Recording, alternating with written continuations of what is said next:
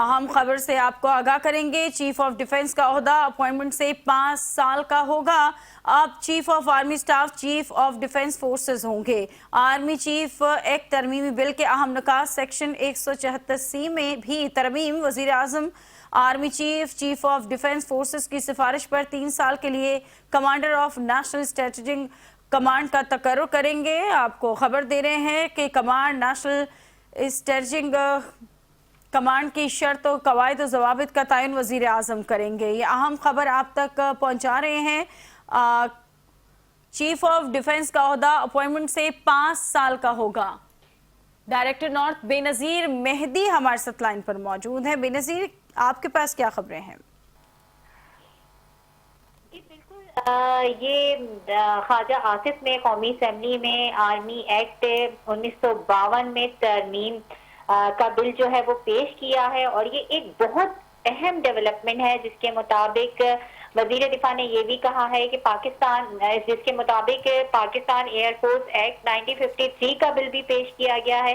पहले मैं आपको बिल की तफसीलात बता दूं, देन इस पर हम मजीद डिस्कस कर लेंगे जी। और पाकिस्तान नेवी एक्ट में तरमीम का बिल भी पेश किया गया है वजीर कानून ने, और पाकिस्तान आर्मी एक्ट में तरमीम का बिल जो है मंजूरी के लिए पेश किया गया है। ये इंतहाई अहम जिसे कहते हैं वो डेवलपमेंट है, और इसमें ये कहा गया है कि वॉइस ऑफ आर्मी चीफ अपने इख्तियारात और फराइज जो है वो आर्मी चीफ की हिदायत की रोशनी में वॉइस आर्मी चीफ जो होंगे वो अपने आर्मी चीफ की हिदायत की रोशनी में सर अंजाम देंगे। वजीर आजम आर्मी चीफ और चीफ ऑफ डिफेंस की सिफारिश पर 3 साल के लिए command of national strategic command की तकर्रुरी करेंगे। ये इस बिल का मतन है, और इसमें यह भी कहा गया है कि सेशन बी में हुकूमत का लफ्ज तब्दील करके आर्मी चीफ की सिफारिश पर तकर्रुरी की जाएगी। ये भी एक अहम डेवलपमेंट है और एक अहम तरमीम की गई है। क्लॉज 8G में भी बताया गया है, तरमीम में बताया गया है कि जॉइंट चीफ का जो ओहदा है वो 27 नवंबर 2025 से खत्म तस्वुर होगा, यानी इसी माह की जो 27 तारीख है उससे, जैसे कि पहले भी इस पे बात होती रही है बुशरा के joint chief of staff committee का जो ओहदा था वो अब खत्म कर दिया गया है, और उसमें तारीख भी मेंशन कर दी गई, क्योंकि ये जो मामलात हैं ये बहुत सेंसिटिव मामलात हैं और इसमें जो हर चीज की क्लैरिटी होना जो है वो बहुत जरूरी है।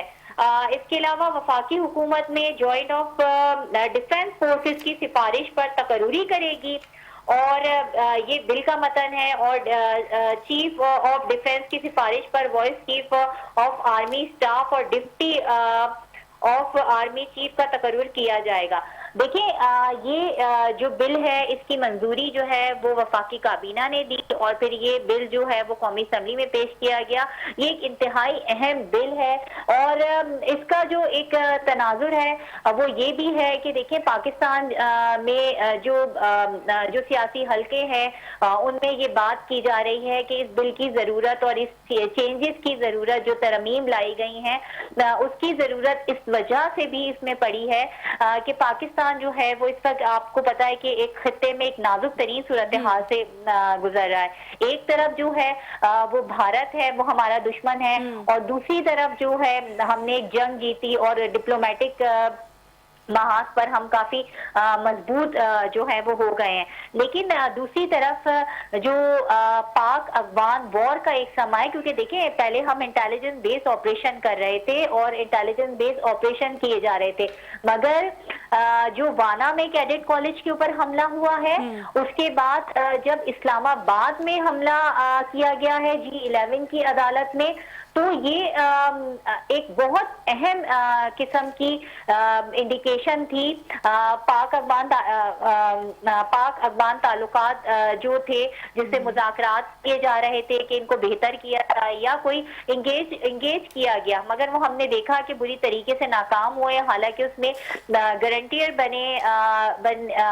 जामिन बने तुर्किया और कतर, लेकिन उसके बाद जब ये नहीं हो सकता कि उसके बाद ये नहीं हो सकता कि जो आप एक तरफ आप मुज़ाकरात की बात कर रहे हैं और दूसरी तरफ जो है वो आप हमले कर रहे हैं, और ना सिर्फ आपने हमले ऐसे किए कि 2014 की नौयत का हमला करने की कोशिश की वाना कैडेट कॉलेज में, लेकिन पाक फोर्स ने अपनी बरवक्त कार्रवाई करके जो था वो रेस्क्यू करके तमाम तलबा तालबात को और असातिज़ा को बाहर निकाल लिया, और जो इसकी प्लानिंग करने वाले थे अब उसकी भी तमाम तर डिटेल्स जो हैं वो सुबह से सिक्योरिटी जराए ने जाहिर कर दी हैं कि अफगानिस्तान में इसकी प्लानिंग की गई, किस तरह जो दहशतगर्द थे उन्होंने अपनी आइडेंटिटी को छुपाया।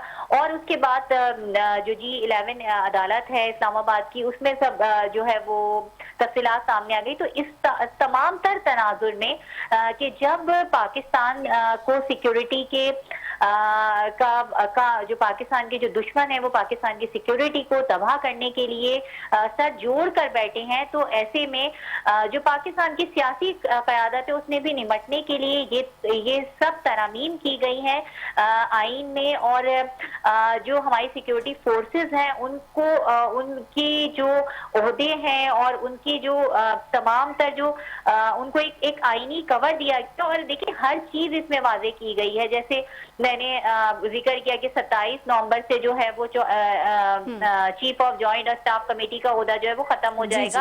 इसके अलावा और जो पावर्स दी गई हैं, तो ये एक वक्त की जरूरत भी थी और इसको एक वाजे तौर पर जो है अब आइन में वाजे कर दिया गया। अब कोई उबाम नहीं है किसी के भी ओहदे के बारे में। जी ठीक है, बेनज़ीर मेहदी अपडेट कर रही थी सूरत हाल से। आपको बता रहे हैं कि मुजवज़ा आर्मी एक्ट के मुताबिक आर्मी चीफ का बतौर chief justice chief of defence forces नया नोटिफिकेशन जारी हो गया है। नए नोटिफिकेशन के बाद आर्मी चीफ की मुद्दत दोबारा से शुरू होगी। मुजवज़ा आर्मी एक्ट में ये कहा गया है कि army chief chief of defence पाक फौज के तमाम शोबों की रीस्ट्रक्चरिंग और इंतजाम करेंगे। वज़ीर आज़म army chief chief of defence की सिफारिश पर कमांडर नेशनल स्ट्रेटेजिक कमांड तैनात करेंगे। जी बहुत शुक्रिया बेनज़ीर।